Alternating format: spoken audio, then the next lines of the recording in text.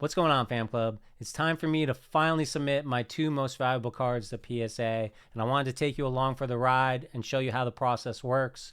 I believe these are 10s, but is PSA going to agree with me? Let's get to it.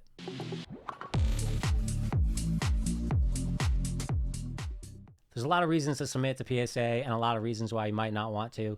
Personally, these are two cards that I really want to preserve for my personal collection. I pulled them myself. I felt like they were potentially 10s, and I'm willing to take the risk to find out. Generally, you got to look at the overall condition and the centering to decide whether or not you think it's going to get yourself a 10.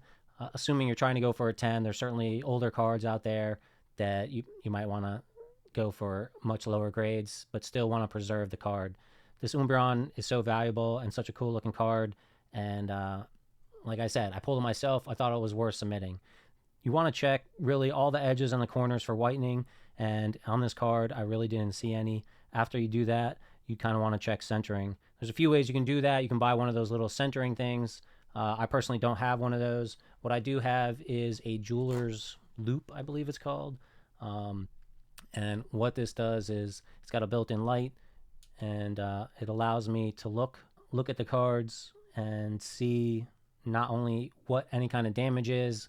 I've actually used this to clean cards before because I got cards with like some gunk on it and a tiny bit of water and distilled water and a Q-tip. I was able to rub it off and the card looked a million times better afterwards. That was a different Umbreon for my own personal collection. But anyways, when this is lined up, which you do have to be careful because you don't want putting this down to cause any dents.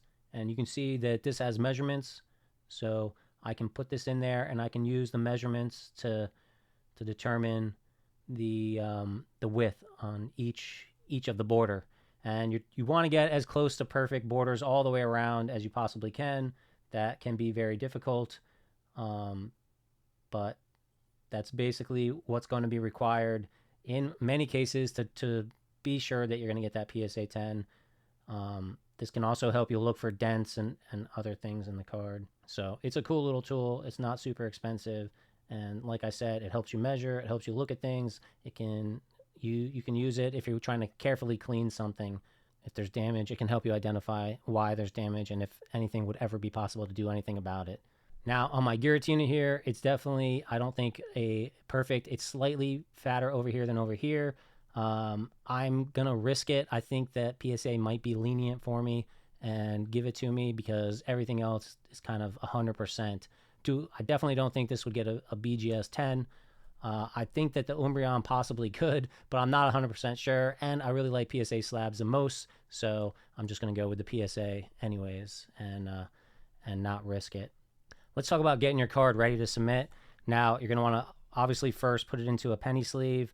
It's recommended to use some sort of a microfiber cloth like this and just super, super carefully make sure there's no dust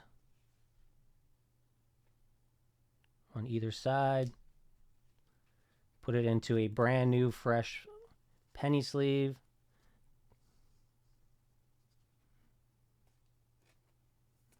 A lot of people like to use these little sticky things. And you have to put it into a Card Saver 1 or a Card Saver 1 type sleeve. These can be a little pain. Generally what I do is I put 2 fingers in, I kind of stretch it, I get it open, I'm pinching it down. Then I very carefully slide it down as best as I can till there's a little bit of grab on the bottom. It doesn't have to be perfect. I may even go a little more here. You know, we're dealing with $1,000 card here, so I should have went deeper. Might be able to tap it down a little better, but the further down it goes, the more pinching it gets. So I'm gonna have to redo this one. Let's go. The card can withstand a little bit of a bend. There we go. We got it in there good. And this is just so that the PSA person can pull it out, and there's no excuses for accidentally dinging it up. I'm replacing the penny sleeves right now because I have never used a cloth. I never used a cloth in the past, so I just wanted to do that. If there's any fingerprints or anything, then you might be able to take it off here.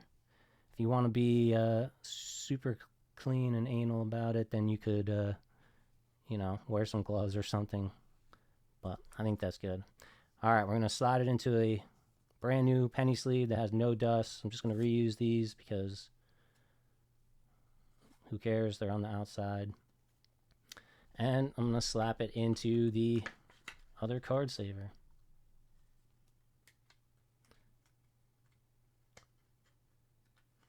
All right, after you got them like that, you got to bundle them up.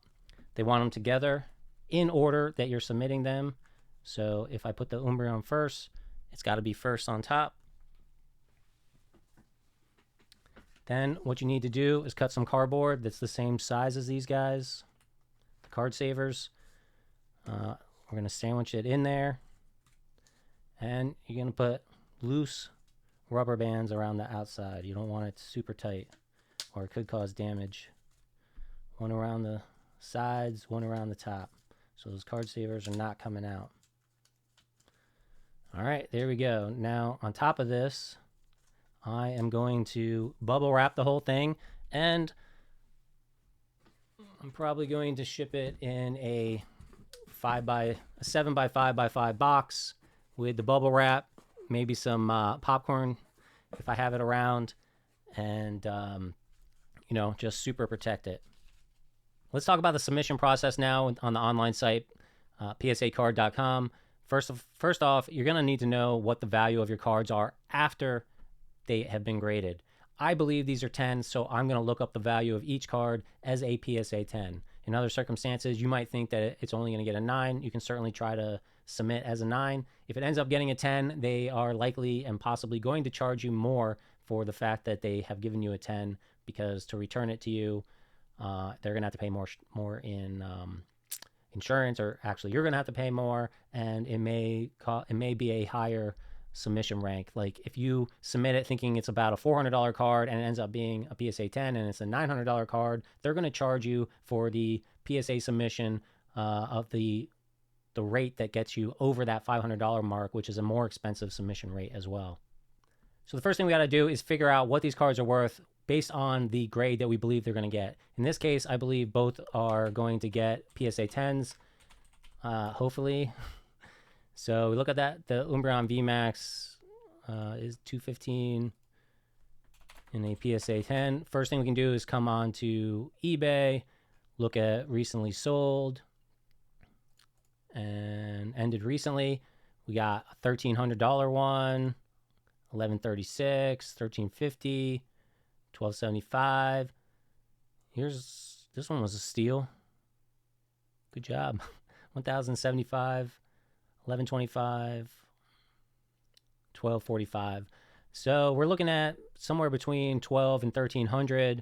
We can also come look at the same thing over on PokeData.io, Umbreon Vmax. We can pull it up. They track price history. So here we see eBay PSA 10. They're saying about $1,350 is the going rate. We can also check price charting.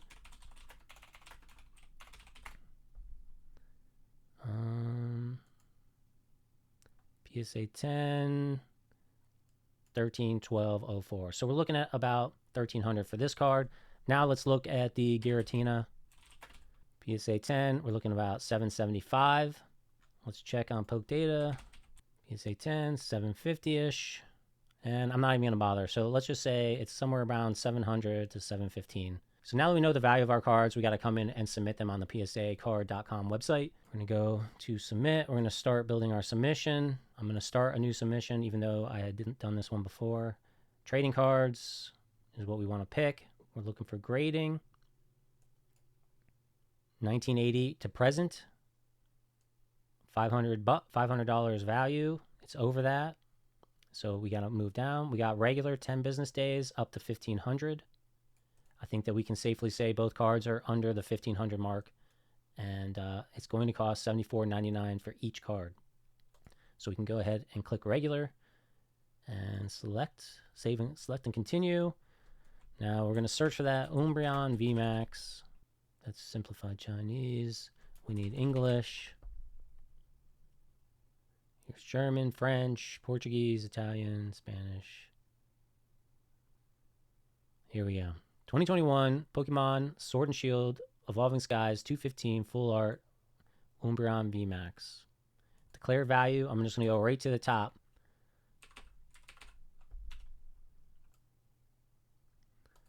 Then we're going to look up the Giratina V from Lost Origin. 186. Here we go. Italian, German. Here we go. 2022 Pokemon Sword and Shield Lost Origin Full Art Giratina V. We got one. We're going to declare the value of $7.99. Right? A little more than... so it's $7.50. Just going to round up. And we're going to save it. All right. We got our two cards. $74.99. Max declared value for each card is $1,500. Proceed to checkout. Now, I'm going to ship on my own because I believe I can ship cheaper. I want the items back. You can choose to send them to the PSA vault. You can have them sent back insured. They're going to charge you $34.99, and then I can add my payment method. Now, I recently got a coupon for $50 off. That's a big reason why I'm doing this right now. Still, it's going to cost me $134.97 to send these off, plus the shipping to ship them out. After you give them your credit card info, they're going to have 4 pages that you're going to have to print out. 2 of them are going to be PSA copies of stuff that they need to do your order. 1 is going to be an item list. You're going to pack all 3 of those in here. The 4th item is going to be your own copy that you just keep yourself. Also, at the top of the first page is going to be a little barcode that they want you to cut out and tape to the side of your box before you ship it in. Make sure when you tape it, you don't cover the barcode. So you want to tape around the outside. Otherwise, it could interfere with the scanner. And that's the same as everything that you ship with UPS and FedEx. And so when you pack it up, you want to use a lot of bubble wrap. Put bubble wrap in the bottom, bubble wrap around. This is pretty light, so I don't expect these cards to shit very much. But whatever, I'm protecting them. We're talking about $2,300 worth of cards, potentially, if I get 10s. So I want to protect them. And then I'm just going to put my forms, fold them up, stick them in on top. All right, so after a little shipping math, I decided I'm going to ship in a priority flat rate box, the small version. I packed it in such a way that if this thing did get crushed, I believe the cards would still survive. I am going to add an extra $2,500 insurance on top. I'm not a big fan of insurance generally, but these are very expensive cards. And, you know, my problem typically is it's a huge uphill fight to try to win these insurance claims. But it's a fight I'm willing to take in this case if something happens. And I think at $1,250, I should be able to replace these cards with new raw copies that have a potential chance of PSA 10s. So I'm just going to go for it. It's going to cost me, as you see, $18.91 to ship it to the Newport Beach site for PSA. And as you can see, only $8.51 is the actual shipping portion. The other $10.40 is for that extra insurance on top. So even if you got no insurance, you're still looking at $10 practically, and another $10 to add some insurance. So there it is. I'm gonna print out my sticker, slap it on here, and I gotta put the PSA label on the edge of this as well, so that they can scan it when it comes in. And that's all there is to it. You don't need an account if you're going to do submissions that are over that $500 mark. If you're going to do a whole bunch of submissions and you're going to do the lower value, like up to 200, I think, then you can get a lot better deals if you have an account. But you really got to do a ton of submissions to make it worthwhile. But if you're in the market of trying to make money on PSA slabs, then you might want to go with that submission. I've thought about trying it. I don't have a lot of cards, though, that I want to do that. I think you got to submit over 10 at a minimum in order to get that thing. So every time you do it, you got to have at least 10. And $100 up front is quite a bit if you're not going to work it out in the end. So we're going to send these off now. I should have them back in around 10 days. And then we'll see whether or not I was right and if they're PSA 10s or if I'll be shamed and getting a 9.